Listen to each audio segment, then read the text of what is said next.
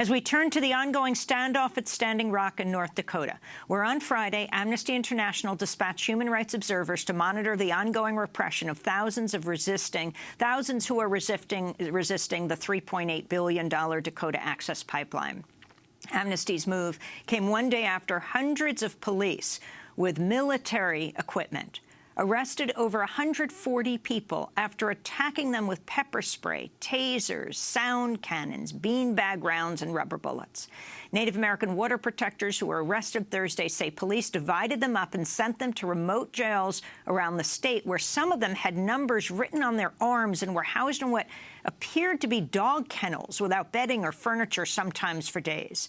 This comes as more details are emerging from Thursday, including video footage of a Dakota Access security contractor holding an assault rifle with his face covered by a bandana, apparently attempting to infiltrate a group of water protectors.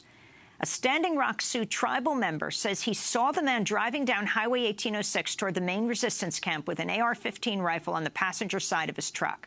Protectors chased down his truck and then pursued him on foot in efforts to disarm him.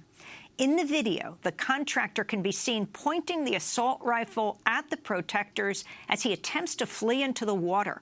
He was ultimately arrested by Bureau of Indian Affairs police. Protectors said inside the man's truck, they found a DAPL security ID card and insurance papers listing his vehicle as insured by DAPL. That's the Dakota Access Pipeline. Meanwhile, overnight on Saturday, water protectors reported a brush fire near their main resistance camp. They say they called 911, but no emergency teams responded. They also say the surveillance planes and helicopters, which have been flying almost constantly over the region in recent weeks, stopped flying about 2 hours before the fire was lit. Protectors believe the fire was intentionally lit by people working for the pipeline. For more, we go to Dallas Goldtooth, organizer with the Indigenous Environmental Network, who was there through these last few days. Dallas, thanks for joining us. Let's first go to this just shocking video of a Dakota Access Pipeline guard who's got a bandana on his face, who's got a rifle in his hands. Explain what this is all about. Thanks for having me on, Amy. That moment, I was there when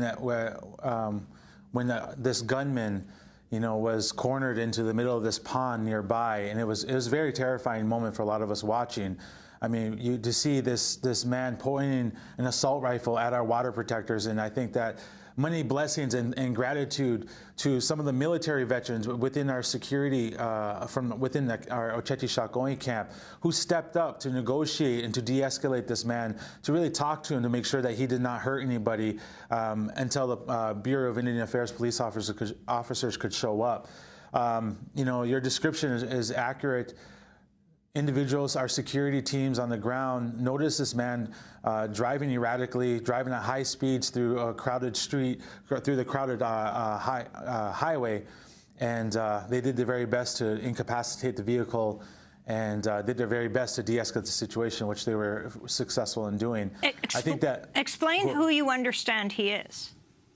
I mean, it's pretty straightforward. I mean, we found two documents that list him as a Dakota Access worker, and he himself, as I've understood, to even our security stated that he worked for Dakota Access, and so it was pretty straightforward. And I think that he's a security contractor that has been hired by Dakota Access to guard its equipment, from what I believe, or at least to protect the workers or whatever it may be. I think that it's pretty terrifying to know that Dakota Access has infiltrators within our camp, is paying for individuals like this, armed individuals, to create situations of escalation, potentially creating very, very dangerous situations. We don't know what his intention could have been. He could have, fired upon police, creating a situation where the police think it's coming from our protectors when it's not. I mean, it goes hand in hand with this series of mysterious situations that really creates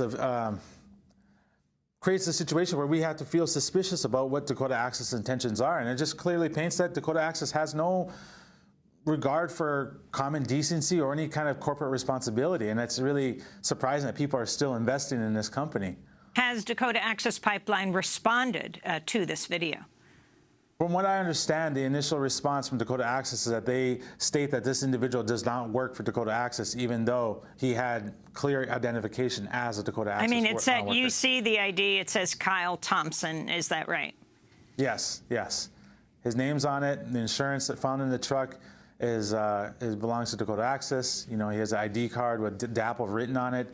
I mean, how much more information, evidence do you need? And did he say what his intentions were as people surrounded him, as the police, the Bureau of Indian Affairs police, arrested him? There's a variety of accounts, but it was from what I understood, that was told to me that he was tasked with also identifying, being within the crowd, watching internally with the crowd, and that there was some suggestion that he might have been tasked with instigating some sort of violence from within the crowd and to garner a reaction from law enforcement. I mean, that's just what I've heard from different folks that were talking with him in that moment to de-escalate the situation.